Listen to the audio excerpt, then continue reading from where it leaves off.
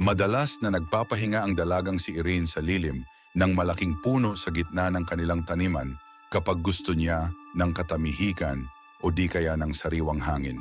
Madalas niya ring bitbit ang librong paborito niyang basahin. Lumaki sa isang masaganang pamilya ang dalaga, kaya maraming bagay ang naibibigay ng kanyang magulang, gustuhin lamang niya. Isa pa, nag-iisang anak lamang siya, kaya lahat ng atensyon ng magulang ay nasa kanya.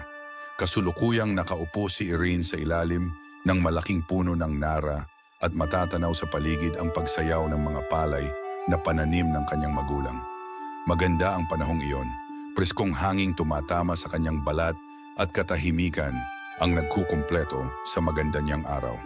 Nasa kalagitnaan ng pagbabasa si Irene nang may biglang bumagsak na sanga sa kinauupuan niya. "Aray!"